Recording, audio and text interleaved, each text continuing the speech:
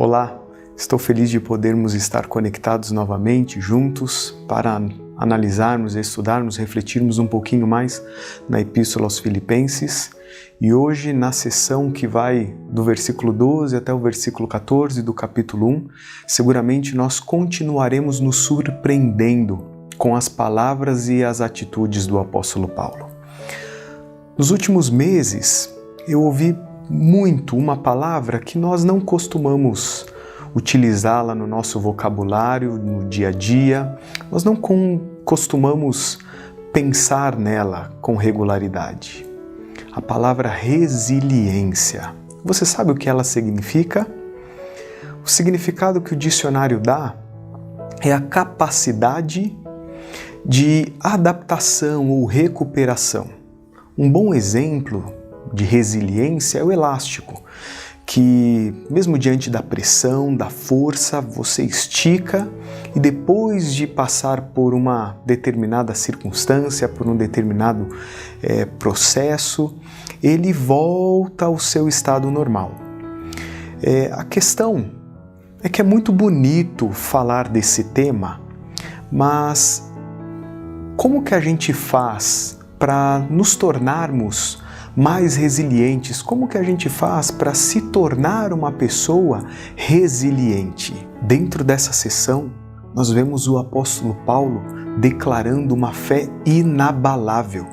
E como resultado desta fé, pessoas ou vidas são impactadas e pessoas entregam a sua vida a Jesus, decidem segui-lo também. Além disso, a comunidade cristã, motivada pelo seu exemplo, decide seguir avançando rumo à pregação do Evangelho. Motivados pelo testemunho, pela experiência que o apóstolo Paulo vivenciava, estes cristãos continuam declarando o seu amor por Jesus e assim expandindo o reino de Deus. Nessa porção da Epístola aos Filipenses, nós vamos analisar 3 características apresentadas pelo apóstolo Paulo e, se praticadas por nós também, seguramente nos ajudarão nesse processo de sermos mais resilientes. Eu gostaria de ler os versículos 12, 13 e 14 do primeiro capítulo da Epístola aos Filipenses. Quero que saibam, irmãos, que aquilo que me aconteceu tem, ao contrário, servido para o progresso do Evangelho. Como resultado, tornou-se evidente a toda a guarda do palácio e a todos os demais que estou na prisão por causa de Cristo. E os irmãos, em sua maioria, motivados no Senhor pela minha prisão, estão anunciando a palavra com maior determinação e destemor. O primeiro aspecto que eu gostaria de analisar e que seguramente contribui para a resiliência do apóstolo Paulo é que Paulo sabia qual era o seu propósito. Mesmo preso, Paulo continua cumprindo a sua missão. Paulo continua cumprindo o seu chamado. Paulo permaneceu preso por aproximadamente 2 anos em Roma. E o seu maior desejo era fazer com que as pessoas conhecessem o Cristo que ele conhecia. Ele queria que o reino fosse expandido e mais pessoas se entregassem a Jesus. Mas como fazer isso preso? Como fazer isso acorrentado a soldados? Mas Paulo ele olha para aquela situação através de uma perspectiva diferente. A guarda pretoriana era aquela que tomava conta do apóstolo Paulo. Possivelmente, todos os dias, soldados se acorrentavam ao apóstolo para impossibilitar ou inviabilizar alguma fuga. O apóstolo ele olha para aquela cena ou para aquela circunstância e ele poderia pensar que ele estava acorrentado a um soldado. E assim, através de uma perspectiva totalmente negativa, se entregar à circunstância. Mas Paulo ele olha para aquela cena ou para aquela circunstância que ele vivia e ele não se vê preso a um soldado, mas ele vê os soldados presos a ele. Sabe, o Senhor nos chama a cumprirmos uma missão. Todos nós, independente da nossa crença, independente de onde estamos, somos chamados a cumprir um propósito. Conhecer este propósito é uma obrigação nossa, mas cumpri-lo é um dever de cada um de nós. A lição que eu aprendo com o apóstolo Paulo é que cumprir a minha missão, a missão que me foi confiada, além de me dar direção, também me protege das circunstâncias que eu vivencio, também me prepara para enfrentar dificuldades. A segunda característica que o apóstolo Paulo manifesta ou apresenta e que seguramente o ajuda também a ser mais resiliente é que Paulo ele confiava que Deus estava no controle da história da humanidade, mas ele sabia e confiava que Deus também estava no controle da história da sua vida. Paulo entendia que a sua vida era guiada por Deus. Desde o momento em que ele teve aquele encontro com Cristo em Damasco, ele tem a sua vida transformada e ele aprende a ouvir e discernir a voz do Senhor.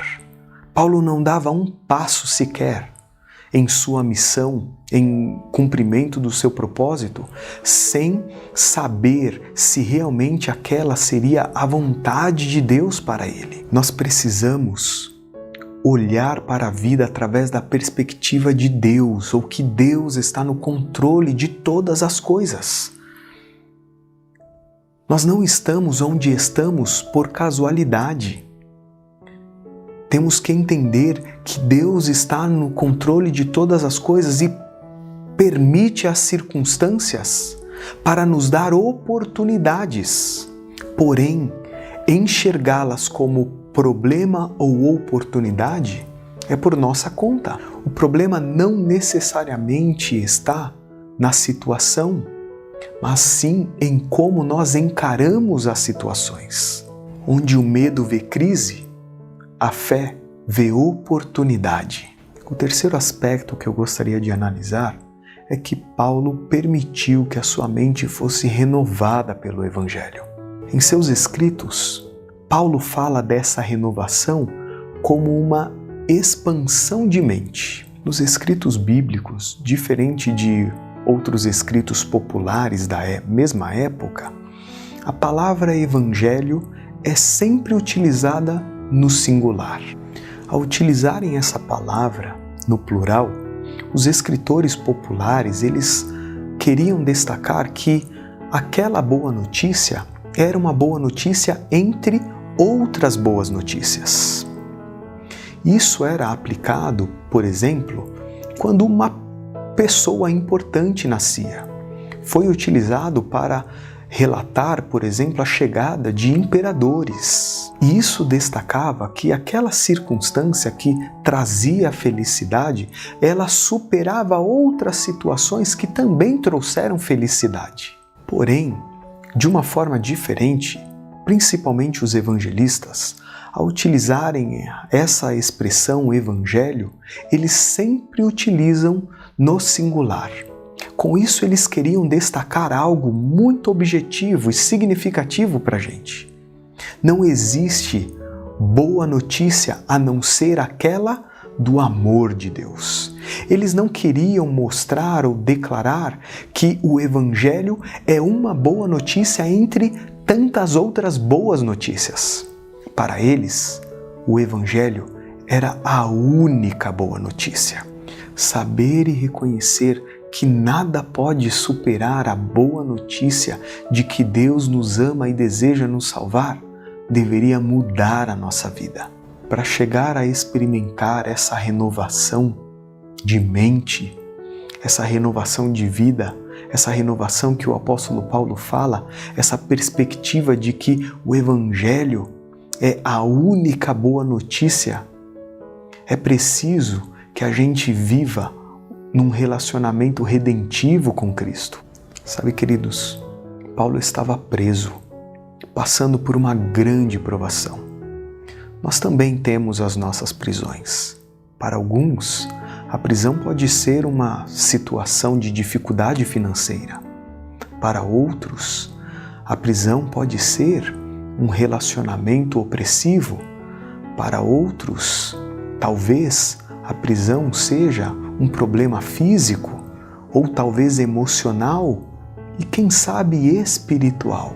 O grande ponto aqui é que da mesma maneira que o apóstolo Paulo ele vê através de uma perspectiva diferente a situação que ele vivia, nós também podemos entender as circunstâncias que nos rodeiam de uma forma diferente. A mudança de perspectiva do apóstolo Paulo, entendendo que aquela situação de dificuldade na realidade era uma oportunidade, o impulsiona para pregar o Evangelho e assim como a gente leu, não somente pregar o Evangelho, mas também motivar outras pessoas a seguirem o seu exemplo.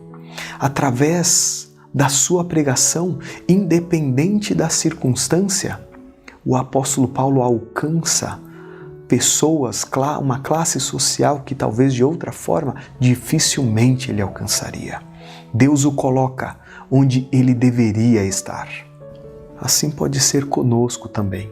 O seu problema pode ser uma oportunidade na poderosa mão do Senhor. Por isso, saiba qual é o seu propósito. Confie no plano que Deus tem para você e permita ser renovado pelo Santo Evangelho. Eu quero orar, pedindo para que o Senhor continue conduzindo a nossa vida, para que o cumprir da missão seja uma realidade vivida por cada um de nós. Querido e bom Deus, mais uma vez nós queremos te agradecer pela experiência e pelas palavras transmitidas pelo apóstolo Paulo. Que essa mesma experiência que ele vive, que essa fé inabalável, seja também uma realidade vivida por cada um de nós. Que a gente realmente saiba qual é o nosso propósito. Que a gente confie que o Senhor tem estado no controle da nossa história e que também a gente permita que o Teu Santo Evangelho transforme e renove a nossa vida. É o que a gente pede, em nome de Jesus. Amém.